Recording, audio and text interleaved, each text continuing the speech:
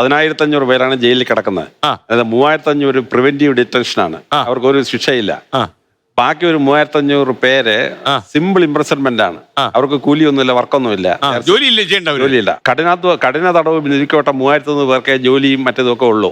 Supreme കോടതി വളരെ കൃത്യമായിട്ട് പറഞ്ഞിട്ടുണ്ട്, തടവെന്ന് പറഞ്ഞാൽ 2 കാര്യങ്ങൾ തടയാം. അവന് സഞ്ചാര സ്വാതന്ത്ര്യം തടയാം, അവൻ തൊഴിൽ പ്രാക്ടീസ് ചെയ്ത് ജീവിക്കുന്ന തടയാം.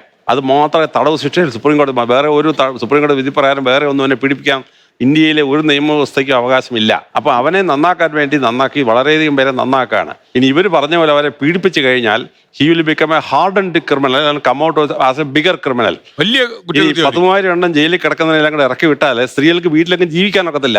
യുവമാർ അവിടെ കിടക്കുന്നതുകൊണ്ട് ശല്യമില്ലല്ലോ.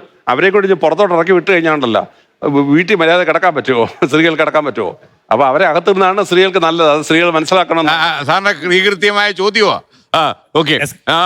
ഒരു കാര്യം ഇവിടെ പറയാനുള്ളത്, ഏത് ഡിപ്പാർട്ട്മെന്റ് ആണെങ്കിലും, അത് ഈ പറയുന്ന ഗുണ്ടകളാണെങ്കിലും ഡിപ്പാർട്ട്മെന്റുമായിട്ട് ബന്ധപ്പെട്ട അസോസിയേഷൻസ് ആണെങ്കിലും, അവർക്ക് പ്രത്യേക അതായത് കുറ്റകൃത്യം ചെയ്യാൻ ഉദ്ദേശിക്കുന്ന അല്ലെങ്കിൽ തട്ടിപ്പ് നടത്തണമെന്ന് വിചാരിക്കുന്ന ഒരു വിഭാഗത്തിന് പ്രത്യേക രാഷ്ട്രീയമില്ല.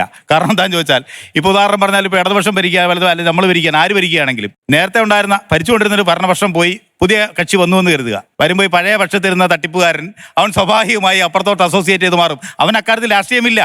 അവൻ അപ്പുറത്ത് മാറിയിട്ട് അവിടെ അസോസിയേറ്റ് ചെയ്യാൻ പറ്റുന്ന ഒരാളെ കണ്ടുപിടിച്ച് അവൻ സംവിധാനം നടത്തി പോകും. കാരണം അവന് നടപടി ഈ പറയുന്ന കാര്യങ്ങൾ തുടരേണ്ടതായിട്ടുണ്ട്. അവിടെ രാഷ്ട്രീയമില്ല. അതുകൊണ്ട് അങ്ങനെ നിങ്ങൾ പിടിച്ചകത്തിടാനാണെങ്കിൽ മുഴുവൻ ആളുകളെയും പിടിച്ച് അകത്തേക്കേണ്ടി വരും. ആ പുറത്ത് ആള് കാണത്തില്ല. അപ്പൊ ഇത് വേണ്ടത് വ്യവസ്ഥയിൽ മാറ്റം വന്നിട്ടുണ്ട്. പണം എല്ലാത്തിനും ഒരു പ്രധാനപ്പെട്ട മാനദണ്ഡമാണ്. ഒരുപാട് പൈസ വേണം. ഒരു ആശുപത്രി ചികിത്സയ്ക്കാണെങ്കിൽ, ഒരു കേസ് പ്രതിയായി കഴിഞ്ഞാൽ ജാമ്യം എടുക്കാനാണെങ്കിലും, നാട്ടിൽ രാഷ്ട്രീയത്തിൽ സ്വാധീനം പിടിച്ചെടുക്കാനാണെങ്കിലും, സമുദായ സംഘടന എല്ലാം പണം വേണം. അറിയത്തില്ല. അതിനിടയ്ക്ക് കുട്ടികളുടെ ഇടയിൽ വേറൊരു ചിന്താഗതി വന്നിട്ട് പോകും. മിനിമലിസ്റ്റ് എന്ന് പറയും.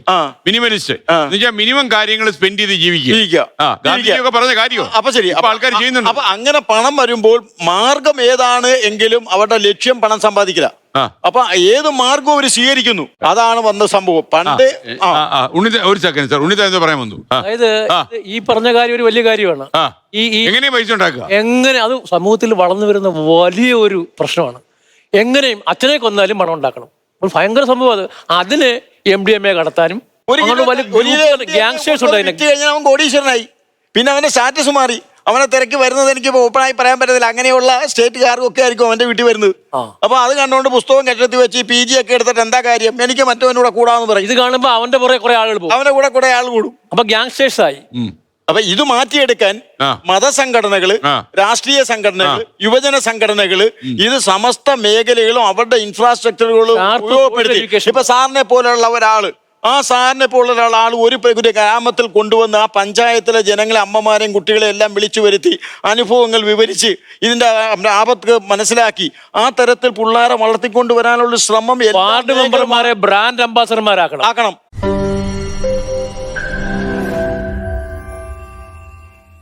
ലോകത്തെവിടെയായാലും ഏത് സമയത്തും 24 വാർത്തകളും ഓഗ്മെന്റഡ് റിയാലിറ്റി പാക്കേജുകളും എക്സ്പ്ലെയിനറുകളും വിശദമായി കാണാൻ ഞങ്ങളുടെ YouTube ചാനൽ നിങ്ങൾക്ക് സബ്സ്ക്രൈബ് ചെയ്യാം.